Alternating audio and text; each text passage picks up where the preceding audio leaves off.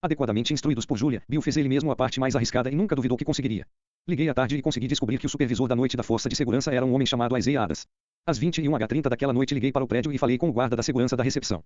A minha história baseava-se toda na urgência e eu parecia estar meio em pânico. Estou com um problema no carro e não consigo chegar até aí, eu disse, tenho uma emergência e realmente preciso da sua ajuda. Tentei ligar para o supervisor de segurança, Isaiah, mas ele não está em casa. Você pode me fazer este favor só esta vez? Eu ficaria muito grato. As salas daquele prédio enorme tinham códigos de entrada e eu dei-lhe o código do laboratório de computadores e perguntei se ele sabia onde ficava. Ele disse que sim, e concordou em ir até lá para mim. Ele disse que isso levaria alguns minutos e eu respondi que ligaria para ele, dando a desculpa de que estava usando a única linha telefônica disponível e que a estava usando para discar para a rede para tentar resolver o problema. Ele já estava lá esperando quando liguei e eu lhe expliquei onde encontraria a console na qual eu estava interessado. Ele teria de procurar a console que tinha um banner de papel escrito. Capítulo 12. Ataques aos empregados iniciantes. 157. Elmer Host que Julia disse que era usado para criar as versões do sistema operacional que a empresa comercializava. Quando ele disse que tinha encontrado, eu soube com certeza que Julia nos passou boas informações e o meu coração disparou. Pedi para ele dar enter algumas vezes, e ele comentou que um sinal de Libra aparecia.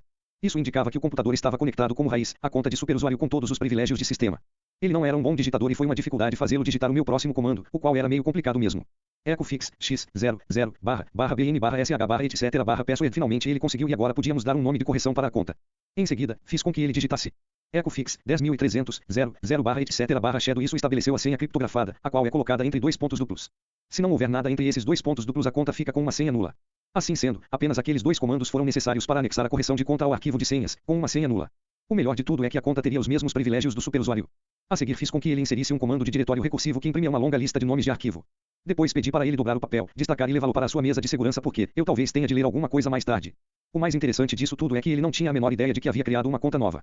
E fiz com que imprimisse a lista de diretório com os nomes de arquivos de que precisava para ter certeza de que os comandos que ele digitou anteriormente sairiam da sala de computadores com ele. Dessa forma, o administrador do sistema ou o operador na manhã seguinte não descobririam nada que os alertasse de que houve uma violação de segurança. Agora eu tinha uma conta, uma senha e privilégios completos. Um pouco antes da meia-noite disquei e segui as instruções que Julia havia digitado cuidadosamente para o filme. Em um piscar de olhos acessei um dos sistemas de desenvolvimento que continha a cópia master do código-fonte da nova versão do sistema operacional da empresa.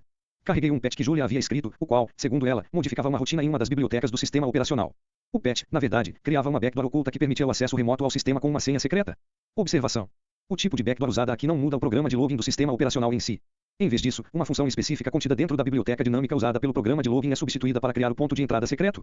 Nos ataques típicos, os invasores de computador quase sempre substituem ou usam um patch no próprio programa de login, mas os administradores de sistema inteligentes podem detectar a alteração comparando-a com a versão que vem em mídias, tais como um CD-ROM, ou em outros métodos de distribuição. 158. A arte de enganar. Jargão. PAT tradicionalmente uma parte do código que, quando colocado em um programa executável, corrige um problema. Segui cuidadosamente as instruções que ela havia escrito para mim, primeiro instalando o patch, depois, percorrendo as etapas que removiam a correção de conta e limpei todos os registros de auditoria, para que não houvesse rastros das minhas atividades, apagando, assim, as minhas pegadas.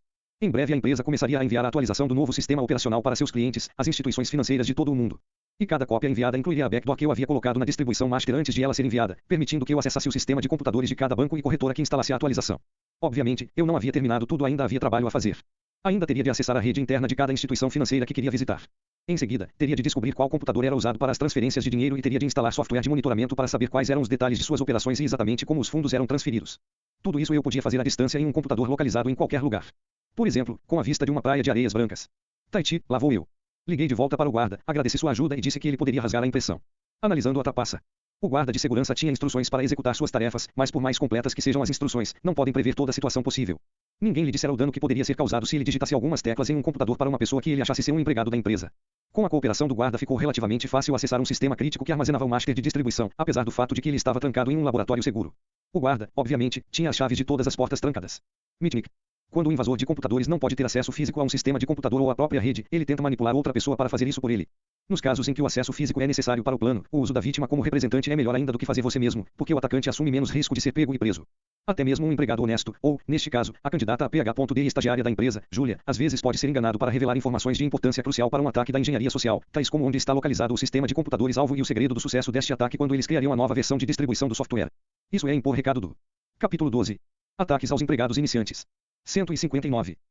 Uma vez que uma mudança desse tipo feita cedo demais tem mais chances de ser detectada ou anulada se o sistema operacional for recriado a partir de um código limpo.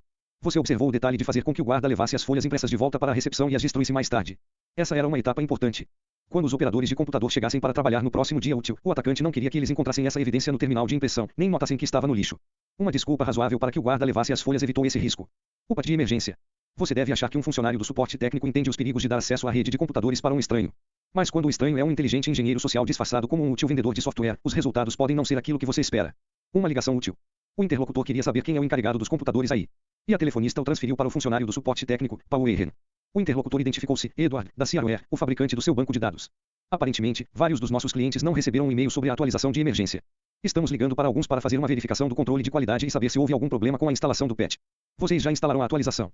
Paul disse que tinha certeza de que não viu nada parecido. Edward disse, bem, isso causaria perdas intermitentes e catastróficas de dados e, portanto, recomendamos que você o instale assim que possível. Paul disse que isso era algo que ele certamente faria. Muito bem, respondeu o interlocutor. Podemos enviar um CD com o patch. Quero lhe dizer que isso é realmente crítico. Duas empresas já perderam diversos dias de dados. Assim sendo, você realmente deve instalar esse patch assim que ele chegar, antes que isso aconteça na sua empresa também. Não posso fazer o download do seu site web, Paul perguntou. Ele deve estar disponível em breve. A equipe técnica está apagando todos esses incêndios. Se você quiser, posso ver se o nosso centro de suporte ao cliente o instala remotamente para você. Podemos discar ou usar a Telnet para a conexão com o sistema, se o seu sistema suportar isso. Não permitimos a Telnet, particularmente da internet, ela não é segura, respondeu Paul.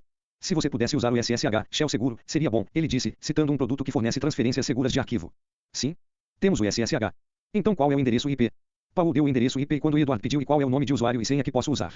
Paul também forneceu essas informações. Analisando a trapaça. Obviamente, aquela ligação telefônica poderia realmente ter vindo do fabricante do banco de dados. Mas nesse caso a história não pertenceria a este livro. 160. A arte de enganar. O engenheiro social aqui influenciou a vítima criando a sensação assustadora de que poderia haver perda de dados e ofereceu uma solução imediata que resolveria o problema. Da mesma forma, quando um engenheiro social tem como alvo alguém que sabe o valor das informações, ele precisa ter argumentos muito convincentes e persuasivos para conseguir o acesso remoto. Eventualmente ele precisa incluir o elemento da urgência, para que a vítima se distraia com a pressa e concorde antes de ter uma chance de pensar muito na solicitação. A nova garota. Quais tipos de informações que estão nos arquivos da sua empresa a que um atacante pode ter acesso? Às vezes essas informações podem ser algo que você não achava que precisasse proteger. A ligação para Sara Recursos Humanos. Aqui é Sara. Oi Sara. Aqui é George do estacionamento. Você sabe o cartão de acesso usado para entrar no estacionamento e nos elevadores? Bem, tivemos um problema e precisamos reprogramar os cartões de todos os funcionários novos que foram contratados nos últimos 15 dias. Você precisa dos nomes. E dos números de telefone. Posso verificar a nossa lista de novos contratados e ligar de volta. Qual é o número do seu telefone? É 73. Ah, estou saindo para o café. Que tal se eu ligar de volta em meia hora? Teu deu bem. Quando ele ligou de volta, ela explicou. Ah, sim. Bem, há apenas dois. Ana Marta do financeiro, ela é secretária. E aquele vice-presidente novo, o senhor. Underwood. E os números dos telefones. Certo. O número do senhor. Underwood é 6.973.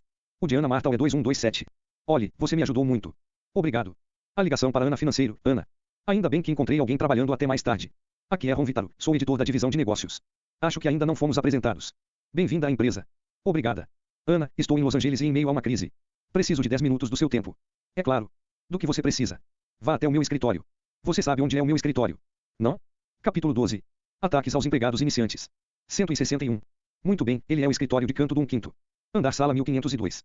Vou ligar para lá em alguns minutos. Quando chegar lá, você terá de apertar o botão forward do telefone para que a minha ligação não entre diretamente no meu voicemail. Tudo bem, estou indo para lá agora. 10 minutos depois ela estava no escritório, havia cancelado o encaminhamento de chamadas e estava aguardando o telefone tocar. Ele disse para ela sentar-se ao computador e abrir o Internet Explorer. Depois pediu para ela digitar um endereço www.geocities.com/ron_manuscript.docx.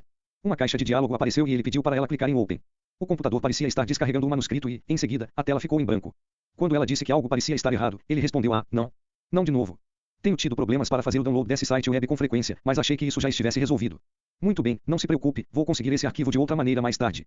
Em seguida, ele pediu que ela reinicializasse o seu computador para que ele pudesse ter certeza de que ele inicializaria corretamente após o problema que ela acabou de ter. Ele a orientou sobre como fazer a reinicialização. Quando o computador estava sendo novamente executado, ele agradeceu muito e desligou. Ana voltou ao departamento financeiro para terminar o trabalho que estava fazendo. A história de Kurt Dillon. A Millard Fenton Publishers estava entusiasmada com o novo autor que haviam acabado de contratar, o CEO aposentado de uma empresa da Fortune 500 que tinha uma história fascinante para contar. Alguém havia passado o homem para um gerente de negócios para concluir as negociações. O gerente de negócios não queria admitir que não sabia nada sobre contratos de publicação e contratou um velho amigo para ajudá-lo a descobrir o que ele precisava saber. O velho amigo, infelizmente, não foi uma boa opção. Kurt Dillon usava aquilo que poderíamos chamar de métodos incomuns de pesquisa, ou seja, métodos que não são totalmente éticos. Kurt criou um site grátis no GeoCities em nome de Ron Vitaro e carregou um programa spyware no site novo. Ele mudou o nome do programa para manuscript.doc.rz, para que o nome parecesse ser um documento do Word e não levantasse suspeitas. Na verdade, isso funcionou melhor ainda do que Kurt previra. Como o Vitaro real nunca havia mudado nenhuma das configurações default hide file extensions for known file types do seu sistema operacional Windows, o arquivo era exibido com o nome manuscript.doc. Jargão. Spyware software especializado usado para monitorar de modo oculto as atividades do computador de um alvo. Um dos meios mais comuns dessa prática é usada para controlar os sites visitados pelos compradores da internet para que os anúncios online possam ser adaptados aos seus hábitos de pesquisa na internet. A outra forma análoga é grampear um telefone, exceto que o dispositivo-alvo é um computador. O software captura as atividades do usuário, incluindo as senhas e teclas digitadas, e-mail, conversas de chat, mensagens instantâneas, todos os sites web visitados e capturas de tela. A arte de enganar. Em seguida, fez com que uma amiga ligasse para a secretária de Vitaro. Seguindo as instruções de Dylan, ela disse: sou a assistente executiva de Paul Spadoni, presidente da Altamit Bookstores, em Toronto. O Yazar Vitaro conheceu o meu chefe em uma feira de livros há algum tempo e pediu para ele ligar e discutir um projeto que eles fariam juntos. O Yazar Spadoni viaja muito e pediu que eu descobrisse quando o Yazar Vitaro estará no escritório. Quando as duas terminaram de comparar as agendas, a amiga de Dylan já tinha informações suficientes para fornecer ao atacante uma lista das datas em que o Yazar Vitaro estaria no escritório. Isso significava que ele também sabia quando Vitaro estaria fora do escritório. Não foi preciso conversar muito para descobrir que a secretária de Vitaro aproveitaria a sua ausência para esquiar um pouco. Por um período de tempo curto, ambos estariam fora do escritório. E isso era perfeito. No primeiro dia que eles deveriam estar fora, ele fez uma ligação urgente só para ter certeza, e foi informado pela recepcionista que o Yazar Vitaro não está no escritório, nem a sua secretária, nenhum deles deve voltar hoje, amanhã nem depois de amanhã. A sua primeira tentativa de enganar um empregado para tomar parte nesse esquema foi bem-sucedida, e ela não pestanejou quando ele pediu ajuda para fazer o download de um manuscrito, o qual na verdade era um conhecido programa comercial spyware que o atacante havia modificado para uma instalação silenciosa. Usando esse método, a instalação não seria detectada pelo software antivírus. Por algum motivo, os fabricantes de antivírus não comercializam produtos que detectam spyware comercial. Imediatamente após a jovem ter carregado o software no computador de Vitaro, Urt voltou ao site GeoCities e substituiu o arquivo doc.exe por um manuscrito de livro que ele encontrou na internet. Caso alguém descobrisse o golpe e voltasse ao site para investigar o que havia acontecido, encontraria o manuscrito de um livro inofensivo, amador e que não podia ser publicado. Após o programa ter sido instalado e o computador reinicializado, ele foi configurado para se tornar imediatamente ativo. Ron Vitaro retornaria à cidade em alguns dias, começaria a trabalhar e o spyware começaria a encaminhar todas as teclas digitadas no seu computador, incluindo os e-mails enviados e as capturas de telas, mostrando o que estava sendo exibido na tela naquele momento.